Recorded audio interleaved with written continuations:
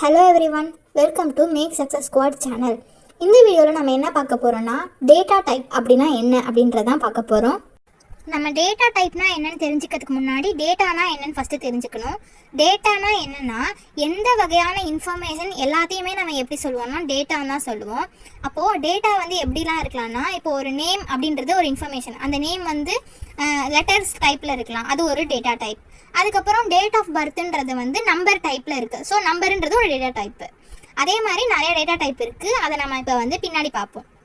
Data type அப்படின்னா என்னென்னா, அது வந்து டேட்டா எப்படி இருக்கணும் அப்படின்னு கிளாஸிஃபை, எந்த டைப்பில் இருக்கணும் அப்படின்னு கிளாஸிஃபை பண்ணுறது பேர் தான் டேட்டா டைப். இப்போ அது நம்ம பண்ணுறதுனால என்னென்னா, இப்போ நம்ம ஒரு வேரியபிள், ஏதாவது ஒரு வேரியபிள் வந்து இப்போ நேம்ன்ற ஒரு வேரியபிளை நம்ம எடுத்துக்கிட்டோம்னா, அந்த நேம் எப்படி இருக்கணும், எந்த டேட்டா டைப்பில் இருக்கணும். நேம்னா வந்து லெட்டர் டைப்பில் மட்டும்தான் இருக்கணும், டேட் ஆஃப் பர்த்னா நம்பர் டைப்பில் தான் இருக்கணுன்ற சொல்கிறது பேர் தான் டேட்டா டைப். இப்போது சியில் இருக்கிற பேசிக்கான டேட்டா டைப்ஸை பார்ப்போம். டோட்டலாக 3 டேட்டா டைப்ஸ் இருக்குது. அது என்னென்னா இன்ட்டு, ஃப்ளோட்டு, கேரக்டர். இப்போ இன்ட்டுன்றது என்னென்னா எல்லாமே வந்து நம்பர் டைப்பில் இருக்கும். அந்த நம்பர் டைப்லேயே ஒரு கிளாஸிஃபிகேஷன் இருக்குது, அதான் ஃப்ளோட்னா என்னென்னா பாயிண்ட் வச்ச நம்பர். எக்ஸாம்பிளுக்கு வந்து நம்ம பையோட வேல்யூ 3.14, அதெல்லாம் வந்து ஃப்ளோட் டேட்டா டைப் கீழே வரும். அதுக்கப்புறம் கேர் அப்படின்னு இருக்குல்ல, அது வந்து எப்படின்னா இப்போ வந்து ஸ்பெஷல் கேரக்டர்ஸ், அது எல்லாமே வந்து நம்ம கேரக்டர்னு தான் சொல்லுவோம். ஆனால் இது மட்டும் கேரக்டரில் வராது.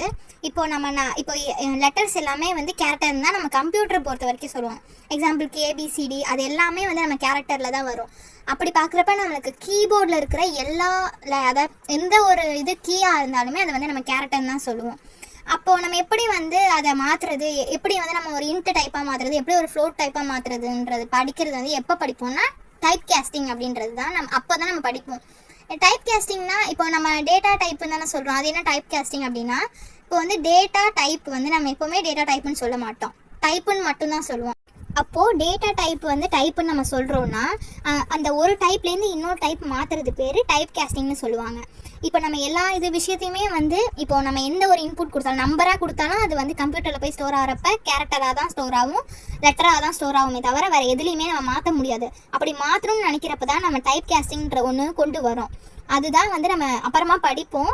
இப்போ இது சும்மா தெரிஞ்சுக்கலாம். ஸோ பேசிக்காக 3 டைப் மட்டும் இருக்குது. இப்போ நம்ம கற்றுக்கிட்ட எல்லாத்தையுமே ஒரே ஃப்ளோ சார்ட்டாக நான் இங்கே கொடுக்குறேன், பார்த்துக்கோங்க. Thank you. Subscribe our Make Success Squad channel for more videos.